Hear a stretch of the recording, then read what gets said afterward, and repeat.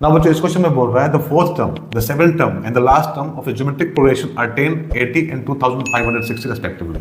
Find its first term, common ratio and number of term. So बच्चों यहाँ किसी GP का फोर्थ टर्म, सेवेंथ टर्म और last term दिया हुआ है 10, 80 एंड 2560। हम लोग को क्या करना है, हम लोग को बताना है फर्स्ट टर्म क्या होगा मतलब ए क्या होगा, कॉमन रेशियो मतलब आर क्या होगा और नंबर ऑफ टर्म्स मतलब एन, राइट। सो इन तीनों का वैल्यू हम लोग को यहाँ बताना है। जो इन्फॉर्मेशन दिया है पहले उसको लिख लो। सो गिवन यहाँ दिया हुआ बच्चों fourth term of the GP is equal to कितना 10। बच्चों फोर्थ टर्म को कैसे लिखते हैं हम लोग, तो फोर्थ टर्म को हम लोग इस तरह से लिख लेंगे, देखो a into R cube is equal to 10, इसको 1 बोल देते हैं।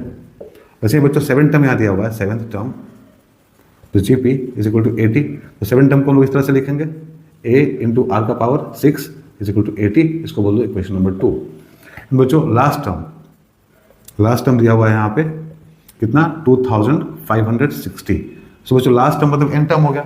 सो एन टर्म का फॉर्मूला हम लोग को पता है क्या होता है, ए इंटू आर का power N minus 1 is equal to कितना हो जाएगा यहाँ पे 2560, इसको बोल लो इक्वेशन 3, राइट। अब देखो हम लोग को चाहिए फर्स्ट टर्म, हम लोग को चाहिए कॉमन रेशियो, हम लोग को चाहिए number of terms.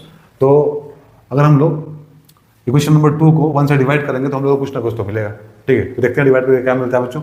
So dividing equation 2 by 1 bracket क्या मिलेगा हम लोग को, देखो यहाँ होगा ए आर का power 6 upon a r cube is equal to 80 upon 10। So यहाँ से ए कैंसिल हो जाएगा और यहाँ बचेगा आर क्यूब और यहाँ हो जाएगा 8। सो आर हम लोग को मिलेगा बच्चों कितना 2, आर मिल गया। सो कॉमन रेशियो कितना है हम लोग का 2 आया। बच्चों जब कॉमन रेशियो हम लोग को मिल गया है तो किसी भी इक्वेशन में 1 या 2 में हम लोग आर का वैल्यू सब्स्टिट्यूट करके ए का वैल्यू निकाल सकते हैं। So from equation 1 we have a, जो हम लोग को निकालना है अभी, आर हम लोग को मिल चुका है, तो वैल्यू 2 है तो यहाँ 2 क्यूब हो जाएगा एंड दिस इक्वल टू 10।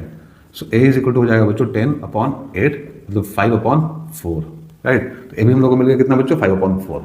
अब हम लोग को चाहिए नंबर ऑफ टर्म्स, ठीक है। उसके लिए हम लोग इक्वेशन 3 को यूज करेंगे क्योंकि ए भी हम लोग के पास में है और आर भी हम लोग के पास में है और इस पूरे का वैल्यू भी हम लोग के पास में है, राइट।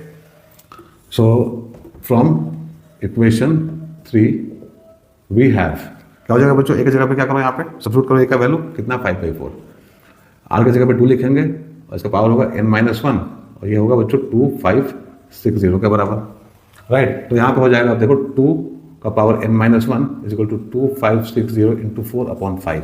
सो इसको कट करो, यहाँ हो जाएगा 5, 5 × 25, 5, 1 यहाँ 2, ठीक है। सो ये हो गया बच्चों 2 का power n-1 is equal to यहाँ है बच्चों 512। सो 512